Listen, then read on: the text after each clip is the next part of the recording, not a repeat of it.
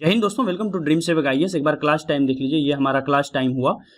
Paramedical की class जो है 7 बजे इवनिंग को चलती है और बिहार बीएड और पैरामेडिकल दोनों को मिलाकर के टॉपिक वाइज टेस्ट सीरीज चला रहे हैं और ये क्लासेस जो है 8 बजे से चलती है। तो डेली कहने का मतलब हुआ कि आपको 7 PM से लेकर के 9 PM तक हमारी यहाँ पर ड्रीम सेवक आईएएस की क्लासेस चलती है, बस संडे को छोड़ करके। संडे को मैं लाइव आऊँगा जिसमें आप अपने क्वेश्चन जो है पूछ सकते हो कि किस सब्जेक्ट की तैयारी आपको कैसे करनी है, या जो भी मन में डाउट है प्रिपरेशन को लेकर के वो सारे सवाल आप मुझसे पूछ सकते हो। ओके, देखिए बहुत सारे बच्चे पूछते हैं कि सर ड्रीम सेवक आईएएस चैनल आपका नहीं मिल रहा है टेलीग्राम पर। तो आप टेलीग्राम को प्ले स्टोर से डाउनलोड करने के बाद वहां पर बस इतना सर्च करें ड्रीम सेवक आईएएस। जैसे ही आप उसको सर्च करेंगे तो आपको यहाँ पर इस तरह के ग्रुप्स मिलेंगे। जैसे कि पहला वाला ग्रुप है हमारा 67वीं बीपीएससी का। तो बीपीएससी की वैकेंसी जल्द आने वाली है, तो 67वीं बीपीएससी के यहाँ ग्रुप बन रहे हैं और 67वीं बीपीएससी की पूरी तैयारी इसी चैनल पर कराई जाएगी, है ना। इसके अलावा बीएड प्रिपरेशन ग्रुप है, इसको आप ज्वाइन कर लेंगे। करंट अफेयर्स की ग्रुप है, यहाँ पर पैरामेडिकल वाली ग्रुप है ना। इसके अलावा सबसे नीचे यहाँ पर देखिए ड्रीम सेवक आईएएस चैनल है, ये ऑफिशियल चैनल है, इसको मस्ट है करना। तो इसको आप कर लें। अगर आप बीएड की तैयारी करते हैं तो बीएड की कर लें, अगर आप फ्यूचर में बीपीएससी करना चाहते हैं तो आप बीपीएससी वाले ग्रुप को भी ज्वाइन कर लें।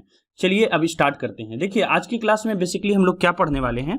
आज की क्लास में हम लोग, जैसा कि आपको पता है कि अब बीएड के एग्जामिनेशन के काफ़ी कम दिन बचे हुए हैं, तो लास्ट के 20 डेज में हमने कहा था कि जो वीवीआई क्वेश्चन है वो सारे वीवीआई क्वेश्चन को कराएंगे। तो आज की क्लास में हम लोग प्रीवियस ईयर क्वेश्चन 2018 का हम लोग यहाँ पर हिंदी लेकर के आए हुए हैं। तो बिहार बीएड 2018 हिंदी में पूछे गए सवाल हैं ये। चलिए शुरुआत करते हैं। हमारा पहला क्वेश्चन है, वह कौन सा समास है ना, जिसका पहला पद संख्यावाची होता है। तो सबसे पहला क्वेश्चन, वो कौन सा समास है जिसका पहला पद संख्यावाची होता है। ऑप्शन है तत्पुरुष समास, अवयवी भाव समास, द्विगु समास, बहुव्रीहि समास। जल्दी से बताइए वो कौन सा समास है जिसका पहला पद संख्यावाची होता है।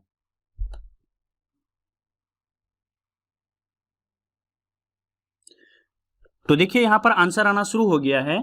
देखिए द्विगु समास जो होता है वो क्या होता है, संख्यावाची समास होता है ना। द्विगु समास में मेनली संख्या का बात होता है ना। जैसे हम बोलते हैं ना पंचतंत्र, है ना, पंचतंत्र। तो यहां पर देखिए हमारा पंच आ रहा है, 5 आ रहा है। जहां पर भी आपको क्या होगा, संख्या का बोध होगा, वो कौन सा समास होगा, वो होगा हमारा द्विगु समास। नेक्स्ट क्वेश्चन पर चलते हैं। नेक्स्ट क्वेश्चन है हमारा, निम्नलिखित लोकोक्ति के सही अर्थ का चयन कीजिए। तो यहाँ पर एक लोकोक्ति दिया हुआ है, इसका सही अर्थ का हमको चयन करना है। लोकोक्ति को पहले पढ़ लेते हैं। लोकोक्ति है, काठ की हाड़ी बार बार नहीं चढ़ती। तो काठ की हाड़ी जो है वो बार बार नहीं चढ़ती, ये हमारी लोकोक्ति है। इसका हमको मीनिंग बताना है कि इसमें से कौन सा इसका मीनिंग है। पहला वाला को पढ़ते हैं। हमारा फर्स्ट है, बुरे दिन हमेशा नहीं रहते, यानी इसका मतलब बुरे दिन हमेशा नहीं रहते। बी, लकड़ी का बर्तन आगे से जल सकता है। या फिर सी, छल कपट का व्यवहार हमेशा नहीं चलता। या फिर डी, दुर्भाग्य की मार बार बार नहीं पड़ती। तो जल्दी से बताइए क्या इसका आंसर होगा, है ना।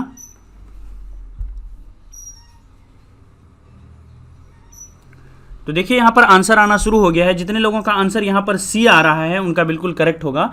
बेसिकली काठ की हाड़ी बार बार नहीं चढ़ती, इसका जो मीनिंग होगा वो क्या होगा, छल कपट का व्यवहार हमेशा नहीं चलता है। ठीक है, नेक्स्ट क्वेश्चन पर चलते हैं। नेक्स्ट क्वेश्चन है, देशभक्त किस तत्पुरुष समास का उदाहरण है ना। ऑप्शन है हमारे पास संबंध तत्पुरुष, करण तत्पुरुष, कर्मठ तत्पुरुष, या फिर संप्रदान तत्पुरुष। जल्दी से बताइए देशभक्त किस तत्पुरुष समास का उदाहरण है। देखिए इस क्वेश्चन में बहुत सारे लोगों को डाउट होगा।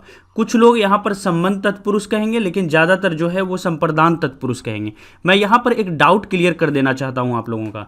देखिए अगर आपको रहे देशभक्ति, है ना, देशभक्ति का मतलब हो गया कि देश के लिए भक्ति, देश के लिए भक्ति, है ना।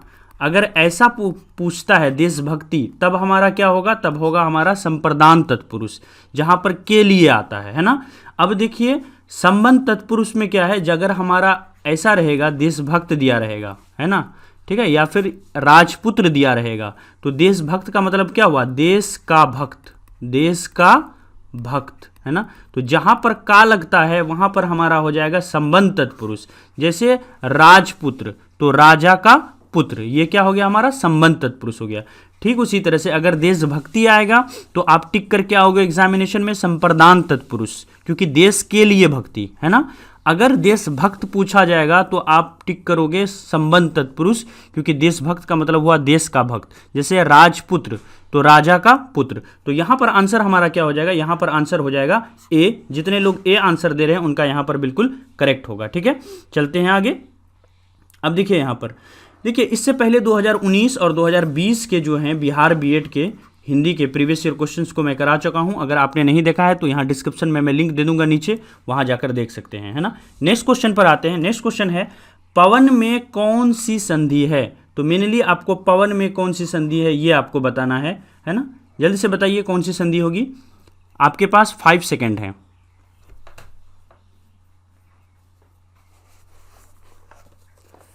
तो देखिए यहाँ पर आंसर आना शुरू हो गया है। जितने लोगों का आंसर यहाँ पर डी आ रहा है अयादी संधि, उनका बिल्कुल करेक्ट है। आप लोगों में से बहुत सारे लोग अयादी संधि को नहीं जानते होंगे, थोड़ा सा थ्योरी मैं यहाँ पर कराना चाहूँगा।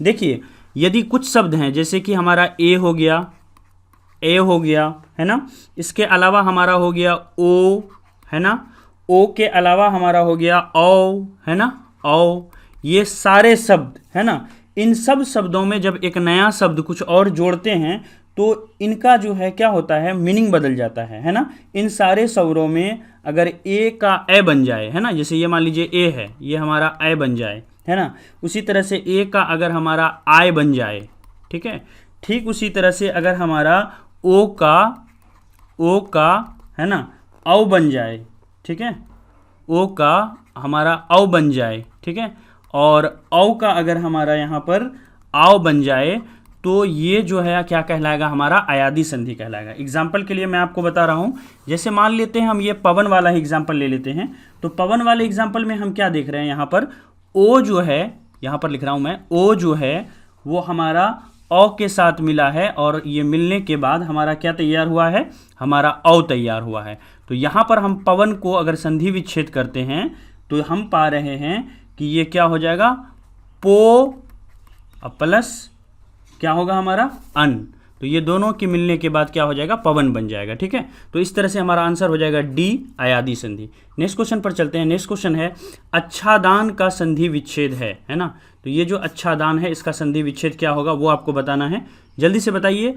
ऑप्शन है आपके पास यहाँ पर ए बी सी डी। आपके पास 5 सेकंड है, 5 सेकंड में आपको आंसर देना है अच्छादान का संधि विच्छेद क्या होगा।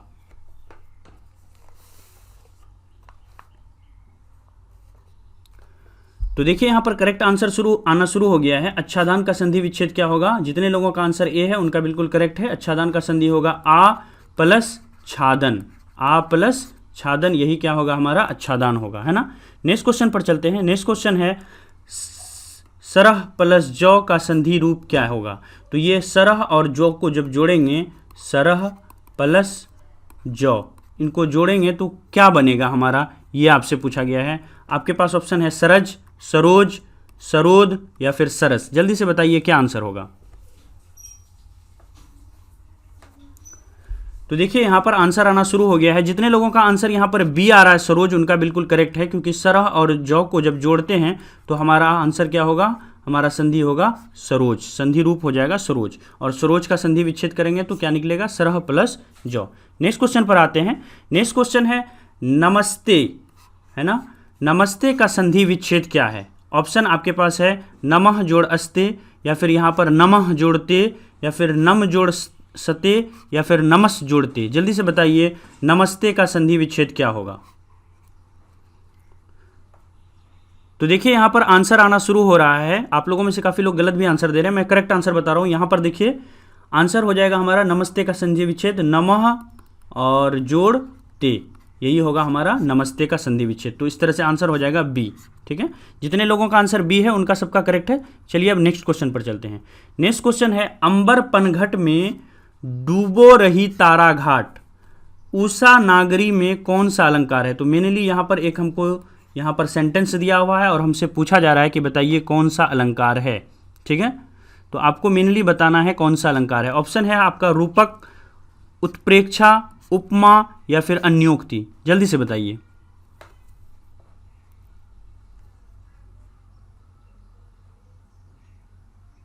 जल्दी से जवाब दीजिए, मेरी आपके रिप्लाई का इंतजार कर रहा हूं। तो देखिए यहाँ पर आंसर आना शुरू हो गया है। जितने लोगों का आंसर यहाँ पर ए है रूपक अलंकार उनका बिल्कुल करेक्ट होगा। रूपक अलंकार के बारे में थोड़ा सा मैं आपको रिवाइज करा देता हूं, अगर आपने पहले पढ़ा होगा तो देखिए रूपक अलंकार में मेनली यहाँ पर क्या होता है, यहाँ पर जो है रूपक अलंकार के अंदर में मैं एक एग्जाम्पल के माध्यम से आपको समझाना चाहता हूँ, ठीक है।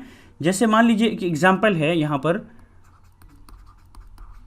पायो जी, है ना, मैंने रतन धन पायो, पायो जी मैंने रतन धन पायो, ठीक है। अब देखिए इस एग्जाम्पल में कैसे हम पहचानेंगे कि रूपक अलंकार है या नहीं है। तो देखिए इस उदाहरण के अंदर में जो राम रतन है ना, राम रतन जो है, पायो जी मैंने राम रतन धन पायो, तो यहाँ पर राम रतन जो है इसी को धन का रूप दे दिया गया है। तो इस तरह से यहाँ पर क्या हुआ, राम रतन जो कि उपमेय था, है ना, और ये जो धन जो कि उपमान था, ये दोनों जो है क्या हो गई, ये दोनों जो है एक हो गया, यहाँ पर कोई भिन्नता नहीं रहा। तो इस तरह के जितने सेंटेंस आएंगे वो क्या होगा, रूपक अलंकार का एग्जाम्पल होगा हमारा। नेक्स्ट क्वेश्चन पर चलते हैं।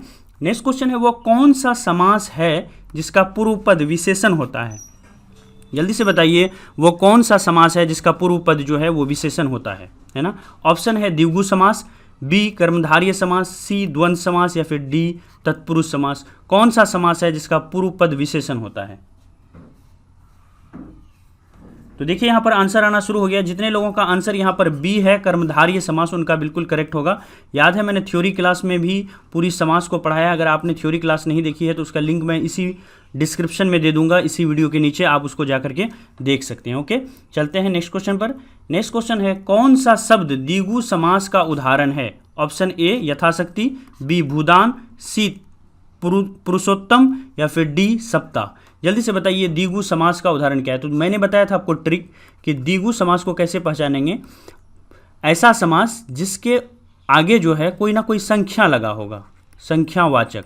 जैसे मान लीजिए अगर हमको कहा जाता है दशानन, यानी 10 हैं आनंद जिसके, ठीक है, तो ये क्या होगा, ये 10 जो आ रहा है ये हमारा द्विगु का होगा एग्जाम्पल, ठीक है।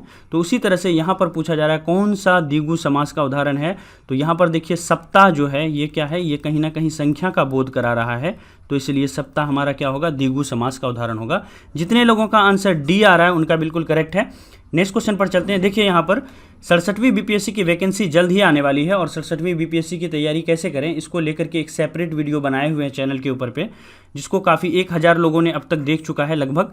तो आप इसको जाकर के देख लें अगर आपको 67वीं बीपीएससी देनी है तो, है ना। 2 महीने में इसकी वैकेंसी आ रही है। जैसे ही बिहार बीएड की क्लासेस यहाँ से ऑफ होगी तो 11 जुलाई के बाद हम लोग 67वीं बीपीएससी पर फोकस करेंगे और पीटी प्लस मेंस दोनों की तैयारी जो है हम लोग यहाँ पर साथ साथ करेंगे।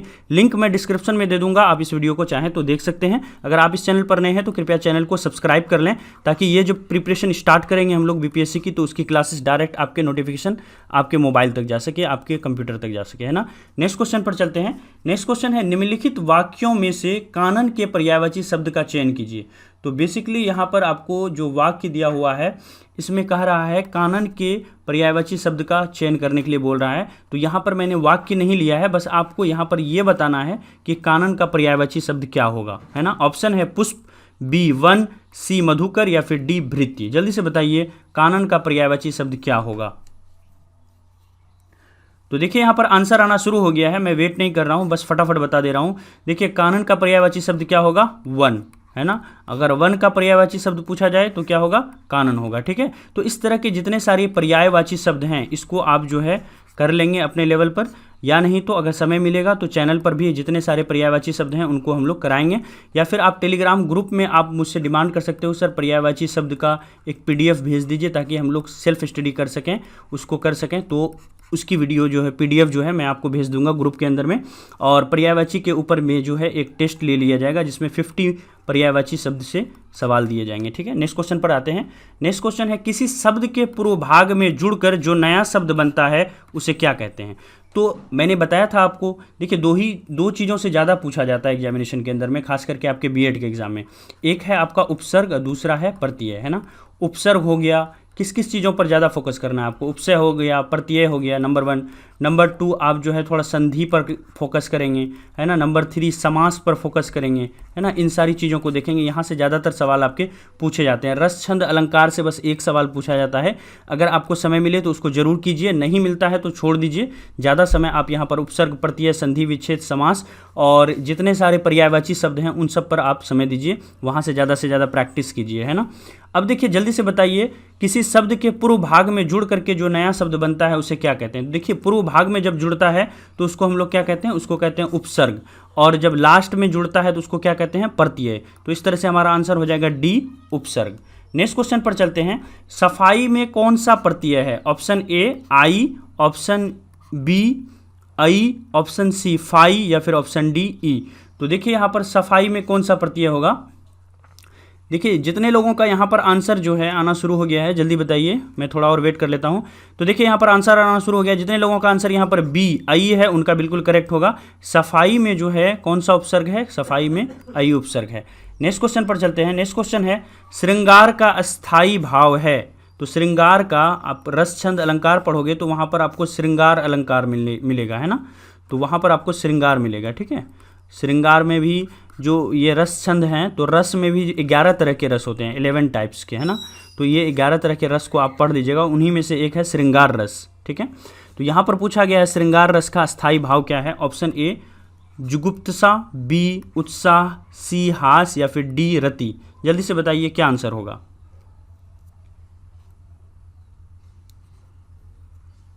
तो देखिए यहाँ पर आंसर आना शुरू हो गया है, जितने लोगों का आंसर यहाँ पर डी रति आ रहा है उनका बिल्कुल करेक्ट होगा। श्रृंगार रस का अस्थाई भाव जो है वो क्या है, रति है ना।